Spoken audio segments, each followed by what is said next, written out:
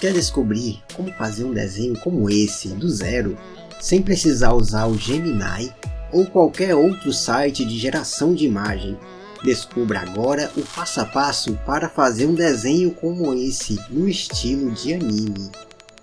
Deixa eu me apresentar primeiro, meu nome é Jonas, eu sou desenhista e estou aqui começando nosso querido desenho fazendo a primeira estrutura, que é aqui uma forma geométrica que eu pego e já tenho mais ou menos uma ideia do que fazer. Então já vou puxando os traços e vocês veem que aí o personagem já está surgindo na tela. Inicialmente eu tenho a ideia, eu faço o esboço e faço as marcações. Depois das marcações eu pego e defino. Vocês podem ver aí na imagem que eu estou definindo mais o desenho, botando suas características, textura, todos os detalhamentos, passando o rosto para os detalhes do corpo. E eu fiz aí o nosso primeiro personagem. Depois eu tirei a visualização da camada e passei para o segundo personagem, que é esse Goblin que está aí na frente. No início eu pensei em fazer um desenho mais redondinho, mas seguindo a referência aqui, o Goblin ele tem essa cara mais ossuda. Então eu procurei manter mais esse padrão ossudo do Goblin, sem tirar essa característica de desenho animado, esse arredondado dele. Eu continuei fazendo aqui o morcego, esse morcego meio assustado. Essa expressão eu precisei dar uma pesquisada, então depois dessa pesquisa eu fiz essa expressão mais assustada do morcego. Por último, eu fui fazer o cenário, esse cenário que tem por trás aí, é um pouco cenário, mas eu botei aí alguma coisa que tinha a ver com o que a thumbnail deveria mostrar, que é esse cristal, que ele seria importante para o vídeo. Então eu fui desenhando os detalhes do cristal e por último eu coloquei uma vela, que essa vela também é importante. Aí vocês veem que eu estou começando a detalhar mais aí o personagem. Eu começo pelo olho aqui do nosso querido Goblin. E vocês veem que na minha arte final eu já vou colocando a espessura do traço. Essa espessura e esses detalhes menores, mais finos, eles dão todo como é que se diz? Um volume a mais, deixa o desenho mais bonito, mais encorpado. Então fica a dica para vocês aí, para pesquisar como é que os grandes artistas fazem para manter os seus detalhes, que tem toda uma direção. Essas linhas, elas não são colocadas aleatoriamente, elas têm um direcionamento aí, que futuramente aí eu explico mais aí sobre como fazer essa composição de um jeito que ela chame a atenção, ela leve o espectador para um local.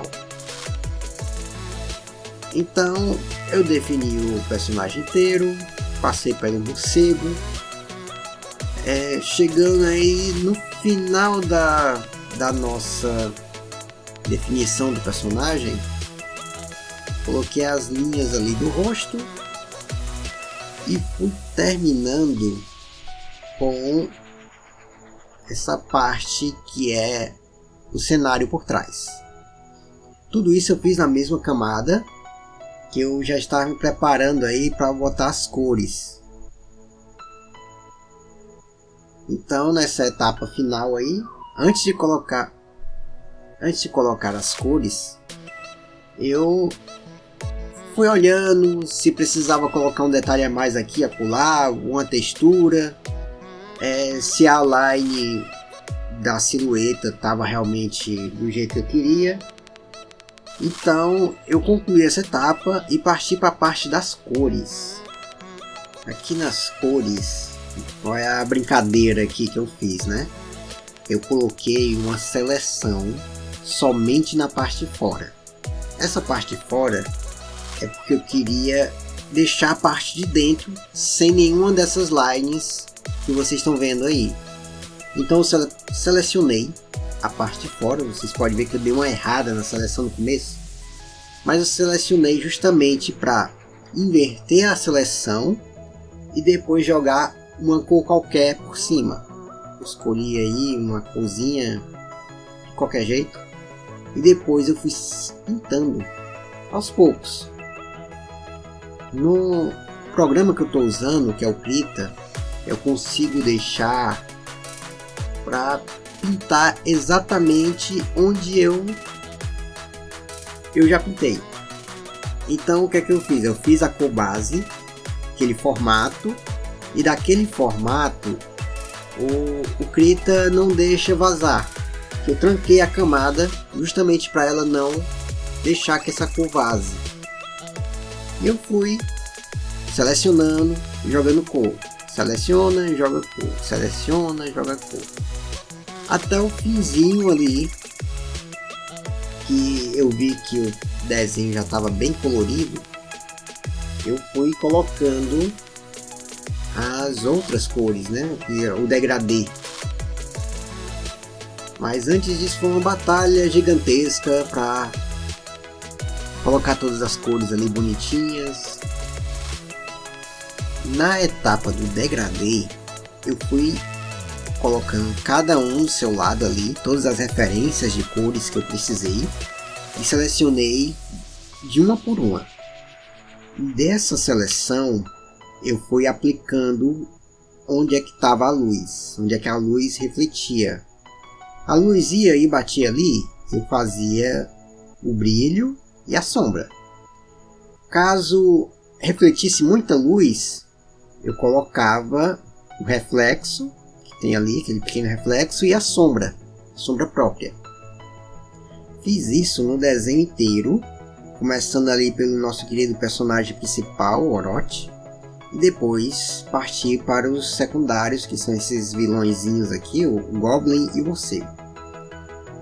Fazendo isso, eu deixei para o final a etapa que é o cenário. Do cenário, eu só coloquei o efeito.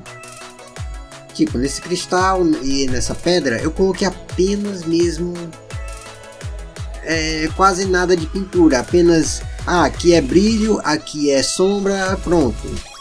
Não me preocupei muito com o cenário. Por último, eu deixei essa energia aí saindo da mão dele. E para vocês verem aí, no finzinho, eu coloquei um efeito de luz no personagem. Como é que foi esse efeito? Eu fui na camada, nessa camada eu coloquei um traçado, um shape, coloquei um shape que vai ao redor. Esse shape é meio amarelado nesses dois personagens aí, no morcego e no goblin. Depois eu coloquei um lore, que é um brilho externo. Coloquei aí neles também nessa cor amarelada. E eu percebi que esse amarelo ele estava destacando, mas a cor do fundo não estava condizendo. Então o que foi que eu fiz? Na parte de baixo eu peguei aí um brush, um pincel mais esfumaçado. Com esse pincel eu coloquei a cor marrom na parte de baixo em uma camada separada. E na parte de cima eu coloquei o mesmo brilho que tem aí dessa energia que está na mão do personagem, ficando aí com essa aparência que vocês estão vendo. Então esse foi o vídeo aí que eu estou deixando para vocês nessa quinta-feira, dia 28 de maio. Então desejo para vocês aí uma boa semana.